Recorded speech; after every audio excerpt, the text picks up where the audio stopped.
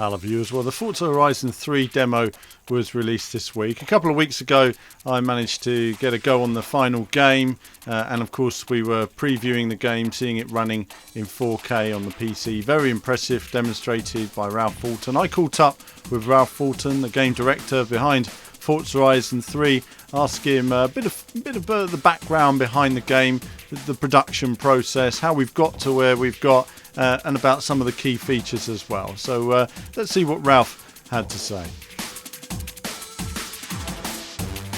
Ralph, thank you very much for your time today. So a couple of years again since we moved on since the last game. I've just been having a play on it. I have to say, technically an absolute marvel. So I guess really I'd like to take you back to Horizon 1 to Horizon 2, Horizon 2 to Horizon 3, the post-mortem, if you like, after you complete the last game.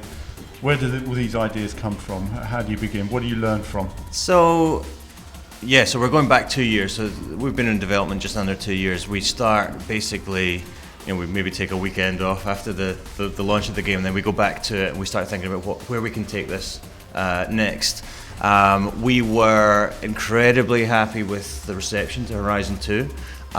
We were delighted with. There was great critical feedback. Even more importantly, there was great feedback from Forza fans, from racing fans, which is incredibly important to us as developers. So we analyse that in detail. It's great to have that sort of volume of feedback from people who are really passionate and committed and into the game. So that's one of the inputs into that creative process as we start looking at the next game.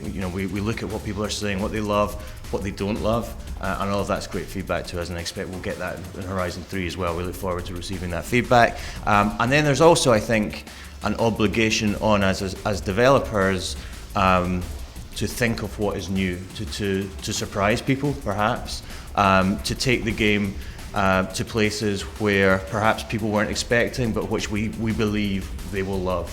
I think if we focus our design efforts just on responding to feedback, then we end up narrowing what we do to an incredible degree.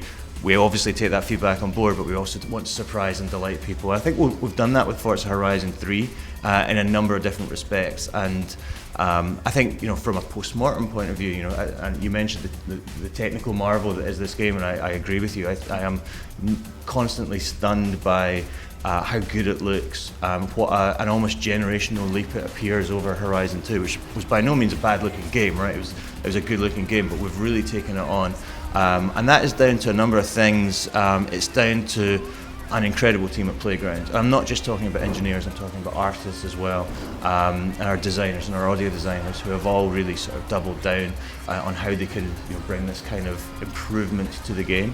It's down, I think, to the fact that we share technology with Turn 10, and that is, you cannot discount how big of an advantage that is for us as a studio, because that technology base is constantly being worked on by not one but two studios, and two great studios at that. So that tech base is constantly moving forward and kind of propels us forward at a velocity that we can achieve on our own.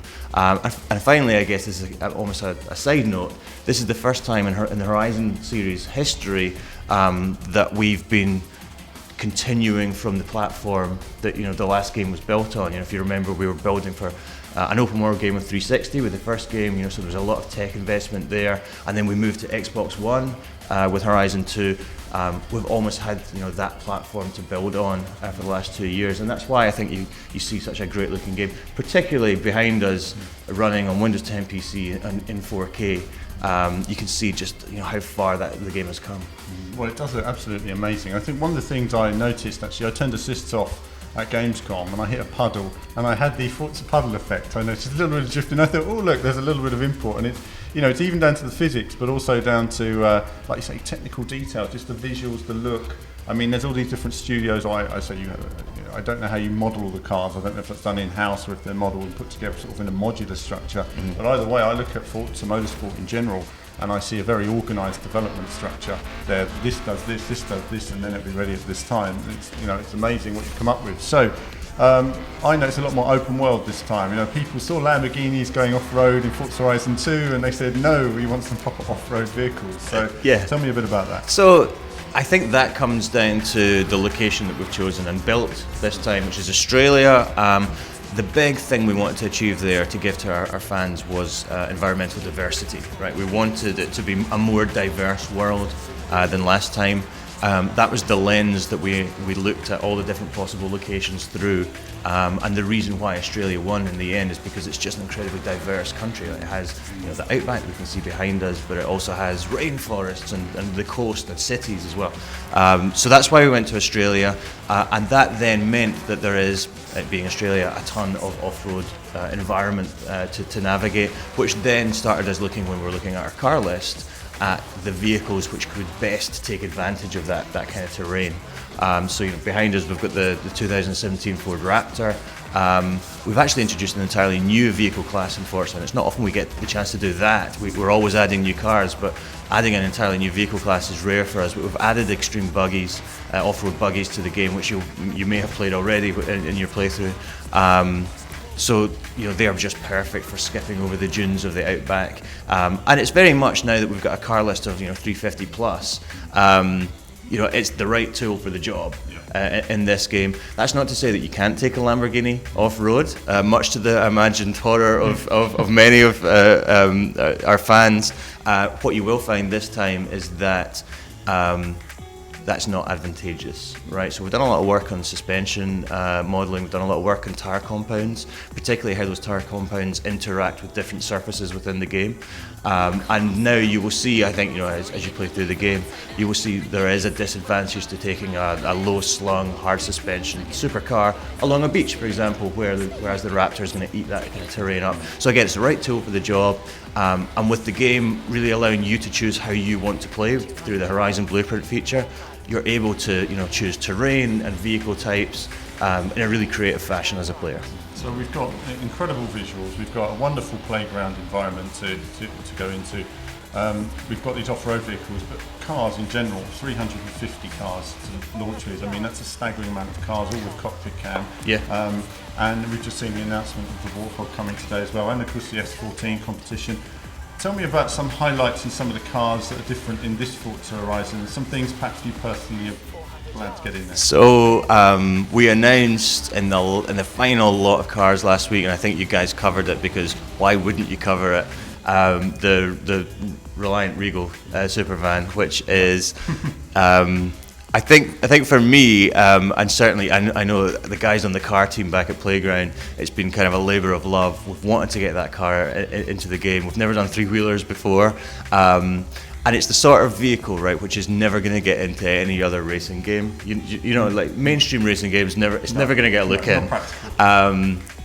But what I love about Horizon, and what this enormous car list affords us, is the opportunity to do slightly offbeat, slightly wacky things, right? And recognise corners of car culture that other games just don't touch. So obviously we've got the latest supercars. You would expect that. We've gone big on off-road this time because of the terrain. We've gone big on Australian domestic car culture this time because we're set in Australia and we don't want to just pay lip service, to that environment. So. Ford v Holden, there's a ton of utes in the game, there's the 74 Sandman, which is a really cool game, a cool car, and also one of those cars that doesn't get into many racing games. So we're able to attack car culture and the world of cars from lots of different angles through that enhanced car list. And it's not just about numbers for numbers' sake. And I would always stress that bigger isn't necessarily better. It's only better if you're using it for lots of different cool purposes. No, well, I will say, looking at the car list, so we had a chat about it at Team BV, we're really impressed. There's some really nice little finds in there. You were mentioning, I can just see these off-road three-wheeler races that are absolutely ridiculous. So we've been playing a lot of them in the studio. It does roll, yes. Roll. Although one of the visual, or actually I guess functional upgrade parts is stabilizers, front stabilizers. So I've noticed as the guys have been starting to play more and more of the game over the summer, when I see people playing online, I see a lot of people playing in those, and those races are hilarious to watch. They're hilarious to be part of, and I think they're going to be a hit online. That's a lot of fun. So, right, next I guess we go into the game options now, telling us about some new features that are in the game. You mentioned the Forza clubs are back with 1,000 members in the club. I think that's big for the car communities and the car clubs getting together. I think seeing owners clubs of different cars racing together will be a great thing as well. And today, I mean, I wasn't aware of the drone cam, and that's a new feature as well that I think is great for replay. So take me through some of the key features now that players, you think a lot of racing gamers will really look forward to. So there are so many new features in this game. It's not just huge in terms of content, it's an incredibly feature-rich game as well. So I will probably struggle to give you coverage in this answer, but let me just cherry pick some really big things. The thing I'm most excited about, I think, is what I've mentioned before, Horizon Blueprint. So this is basically our way of saying to the player, you decide how you play, what game you want to play, because I think as developers we're great at being very prescriptive about games, like here is content we have made, please enjoy it. And I think we're now acknowledging, particularly in the racing space, everybody's different, everybody has different tastes and preferences, and we want to give players the power to be able to choose the game they play. And Horizon Blueprint allows you to do that. You can change any event in the game to your own taste, your own preferences. It's entirely possible that once you unlock that feature about an hour into the game, you'll never play another event that we've created. You can change them all to your own taste, which I think is brilliant. It's frightening as a developer, but I think it's great for players. And you can also create your own gameplay. You can create your own gameplay challenges and then share them with your friends and start up little, sort of competitions between your friends. And I'd love to see those challenges going viral as they can do, as they get shared out amongst friends and further, network effects come into play. And suddenly, you could have a breakout challenge, which we can then see. We sit over everything. We can then publish that to the entire community. You could be a famous gameplay creator in our game, as well as creating paint jobs and tuning setups and photography videos. Well, I for one certainly look forward to exploring the world. I look forward to exploring that car list. I think from a YouTuber perspective, I think the drone cam is actually a wonderful addition, and I really look forward to seeing some of the videos of some of the exceptionally talented YouTubers out there, way more talented than myself, editing some of these sort of races and adventures, the fun with the different cars. I guess looking back then on Forza Horizon 3, the game is complete. You've gone gold a couple of days ago. What looking back on this project, what feature really stands out that you're most proud of? What's the thing that you think players are going to keep coming back to? So, I mean, I've talked a lot about Horizon Blueprint. I've talked at length about the skies. I don't think anybody needs to hear me talking about the skies again. Love the sky. It's a lovely sky. Very nice sky. We're kind of obsessed with skies at Playground. I think 4-player campaign co-op is going to be a big hit. I think it's the best way to play through the campaign. As soon as you unlock the multiplayer component, which again is about an hour in, you can play through the entirety of the game with 3 buddies. And I think teaming up with your mates and playing through the game collaboratively is a great way to play through Horizon. It's a great way to experience the social side and also the progression and the reward that you get from a solo campaign. And it's a really cool system. You can drop in, you can drop out. It just handles all that kind of stuff seamlessly in the background. I think that's going to be a real hit. I can't wait to see players enjoying that in the real world. Well, I think this is kind of the social environment that we've always wanted, we've always dreamed of for Forza Horizon. I think the game looks incredible. It fulfills another step towards that original vision that you saw of the landscapes with the technology and any limitations there may have been on the 360 that you now see wiped away. Wonderful achievement, Ralph. Thank you very much for your time. Not at all. Thanks, Alan. Cheers. So that was all recorded a couple of weeks ago. The embargo for that was on Monday, and the internet has basically exploded with Forza Horizon 3 news. Of course, in that time as well, you've had the demo released, which is actually pretty much what we played in the preview anyway. So you guys have played it a lot more than I have at this point. But suffice to say, I found it all very impressive so far. Visually wonderful, amazing audio, loving the addition of the drone camera as well. That was a nice little surprise. I'm sure a lot of you are playing with that on the demo now as well.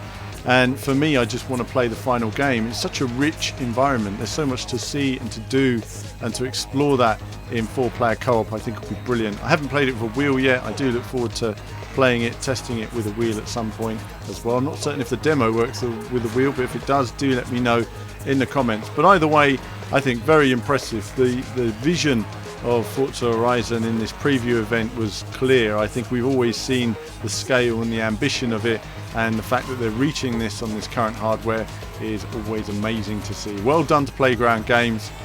I look forward to playing more and there'll be more from me very soon. Well, how do you like it? Makes me